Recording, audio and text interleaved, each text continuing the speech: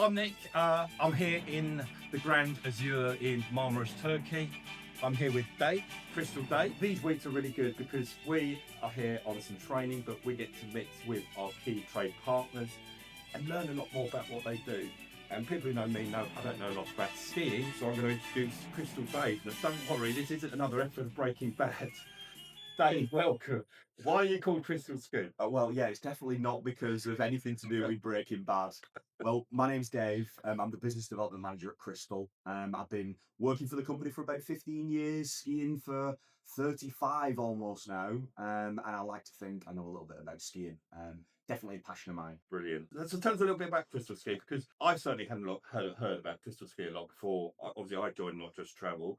So those people who haven't heard of Crystal Ski, just tell us a little bit about behind Crystal Ski. Absolutely. Well, we've been taking people on ski holidays for over 40 years now, longer than I've been alive. And essentially, we are the largest ski tour operator across the UK and Ireland. More people travel with us every year than anyone else. And we're a tried and tested product and have been for a very long time. Good to know, reassuring that. So what makes Crystal Ski stand out from its competitor? Because obviously been going 40 years now. Yeah. Well, honestly, it's nothing extraordinary. It's the value that you get from booking a package holiday.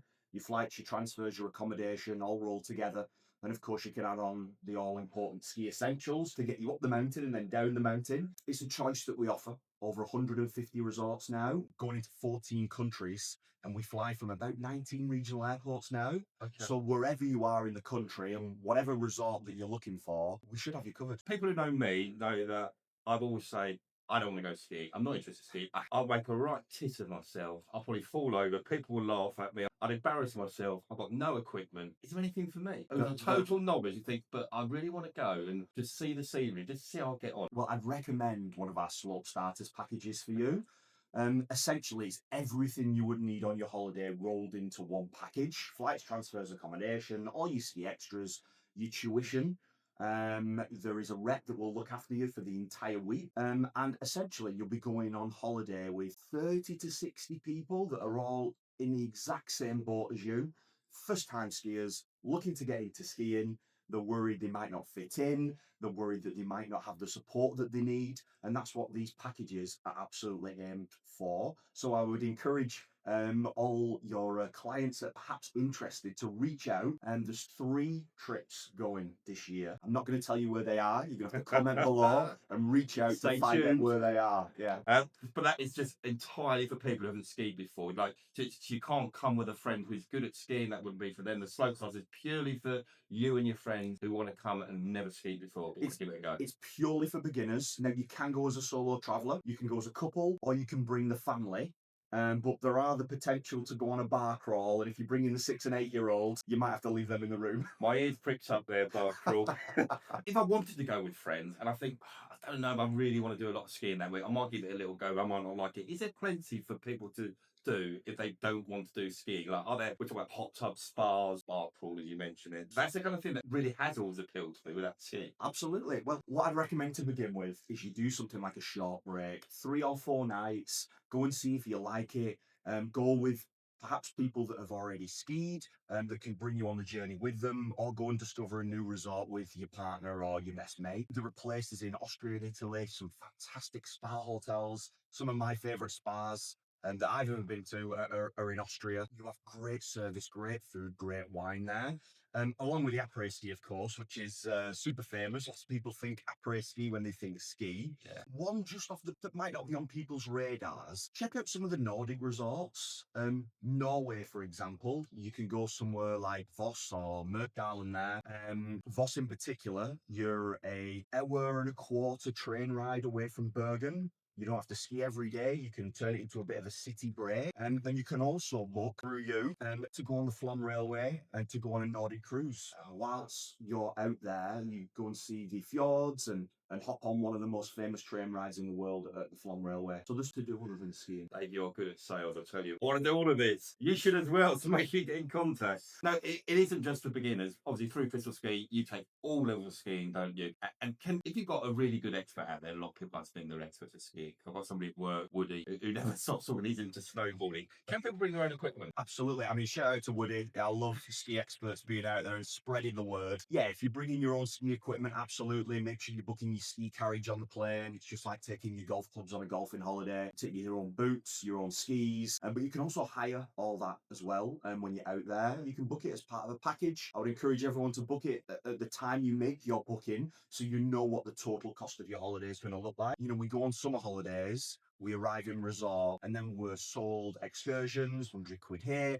150 quid here, and suddenly a holiday that looks like it's a cheapie, it really does start to add up when you're booking an excursion every day. The beautiful thing about skiing is your lift pass, your skis, your boots are essentially they are your excursions. If you're going to ski every day, you can book all that ahead of time and essentially know, apart from a beer up the mountain and a pizza, exactly how much your holiday is going to cost. And that's ideal. I know a lot of customers do want to know everything up front. Particularly my cruise customers, they think I want everything paid for up front. I just want to relax. Couple more, Dave, before I let you go for breakfast. I know you're quite hungry this morning. I'll tell you what, the dinner here last night, how good was that? Oh, it was amazing. They really rolled out all the stops last night. Oh, that's superb. You'll have to watch the videos later. Yeah. When's the best time for my customers to call me to start inquiring about skiing?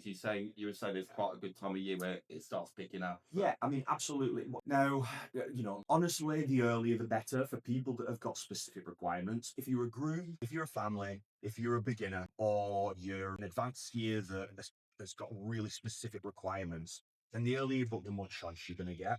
And that is really important. Matching people up to the right destination and the right hotel can make or break a holiday. I like to say, start having a think sometime around late June, early July. Perhaps you've got kids and they've just broke up from school, your summer holiday, you've either just been away or you're about to go away, and you're starting thinking, what am I going to do this winter? I think July is a great time. You get a good mix of great value alongside the options that you need to make sure you're having a great stay. But the other peak really, is when the kids go back to school.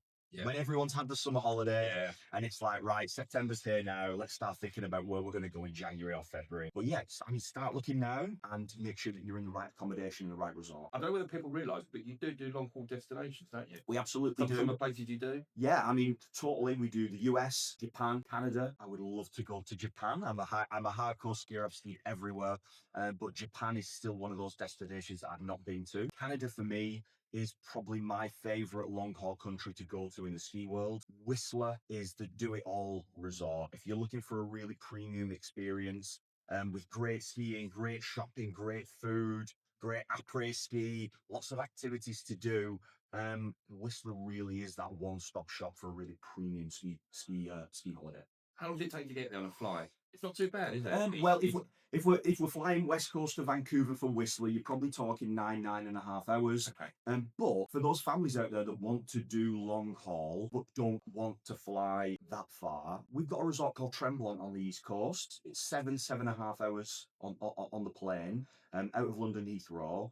We've got Fairmont, Hilton's, a really great standard of hotel there, and also a fantastic family resort. It's more rolling hills than the steep Rockies, so it's a little bit more comfortable if you're learning to ski. And there's a lot going on in that town too. So yeah, a hot tip for people that want to do long haul but don't want those super long flight times. And I'm like that. Being 6'4", I don't want to be on a plane more than 8 hours. So 8 hours is probably about my ideal. Right, Dave, I'm going to end on this question. I did prep you before we started this, and you're going, oh God. Yeah. What are your top 3 places to go skiing? Do you know what? I really shouldn't say, because I work with lots of suppliers and partners, and I go all over the place. My number one will always be, and I'm not ashamed to say this, the Dolomites in Italy. Yeah. It's a beautiful place to go. It's a UNESCO World Heritage Site. There's a glacier there, so you've got really high skiing, and you've got lots of valleys to explore. You can ski somewhere different every day. If I was a family, I would be looking at maybe somewhere like La Plagne, Les Arcs in France, or even Passo Tonale in Italy. That we've just come back from there with two of my close friends that have got two little girls, and they taught them to ski for the first time.